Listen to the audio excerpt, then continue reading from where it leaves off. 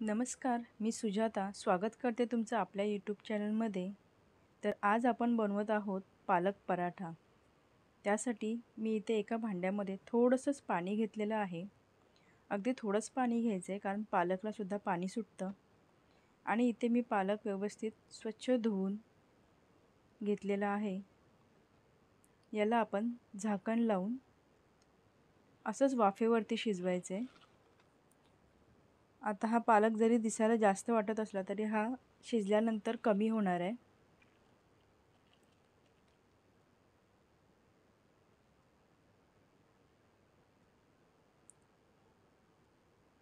इथे पाहू शकता तुम्ही पालक शिजून कसा कमी झालेला आहे. याप्रमाणे आता याला आपण थंड होऊ द्यायचे. थोड्या वेळासाठी असं साईडला ठेवून देऊया आपण. थोडंसं थंड झालं की याला आपण मिक्सर जारमध्ये घेऊन बारीक करून घ्यायचे. इथे मी मिक्सरचं भांडं घेतलं आहे. यामध्ये आपला थंड झालेला पालक, फक्त पालकच घेते, पाणी नाही घेते.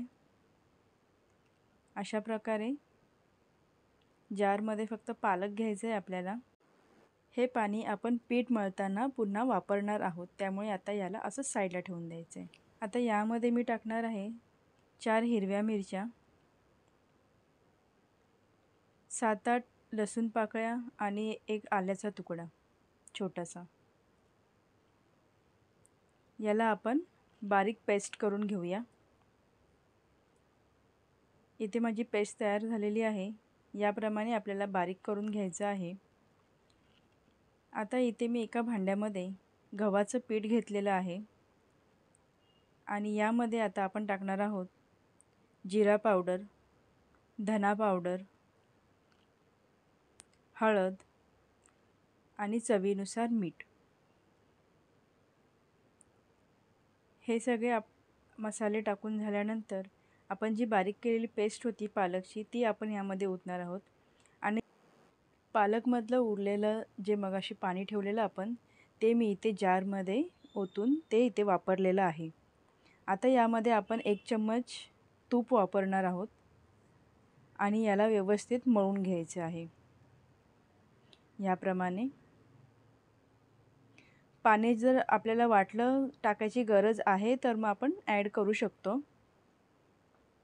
मला इथे गरज नाही लागली.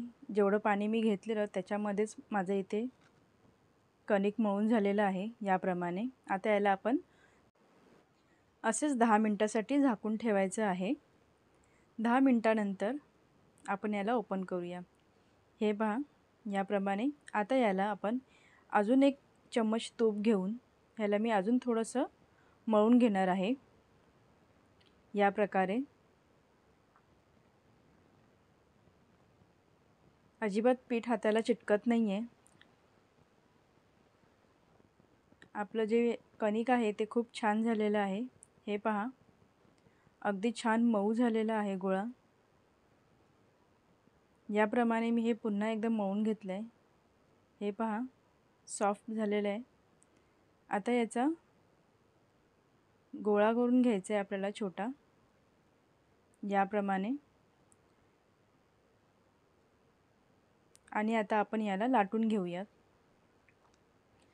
इथे मी गव्हाचंच पीठ वापरलेलं आहे लाटण्यासाठी. याप्रमाणे आपल्याला हे पराठे तुम्हाला ज्या आकाराचे, ज्या जाड पातळ जसे पाहिजे त्याप्रमाणे तुम्ही लाटू शकता. इथे मी गोलच लाटलेले आहेत आणि साईजसुद्धा मी जास्त मोठी पण नाही ठेवले आणि जास्त छोटी पण नाही ठेवले. आता इथे मी तूप लावून तवा तापत ठेवलेला होता.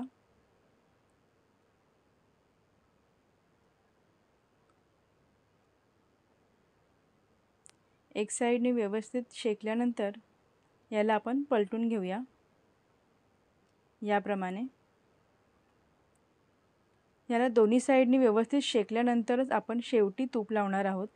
इथे मी तूपच वापरते. तुम्हाला जर पाहिजे तर तुम्ही तेल वापरू शकता. मी पराठ्याला शक्यतो तूपच लावते कारण तेल तर आपण असं पण चपातीला लावतोच. त्यामुळे मी शक्यतो प्रेफर करते की तूपच लावे. हे बघा कसा छान रंग आलेला आहे. व्यवस्थित दोन्ही साईडनी भाजल्यानंतर आता मी याला तूप लावून घेणार आहे. पाहू शकता तुम्ही किती छान कलर आलेला आहे. आता इथे मी ह्याला तूप लावून घेते दोन्ही साईडला.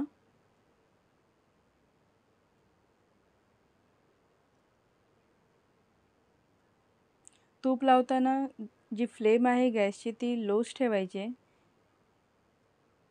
याप्रमाणे आपला पराठा तयार झाला आहे. याचप्रमाणे बाकीचे आपण लाटून घेऊन अशा प्रकारे पराठे तयार करायचे आहेत.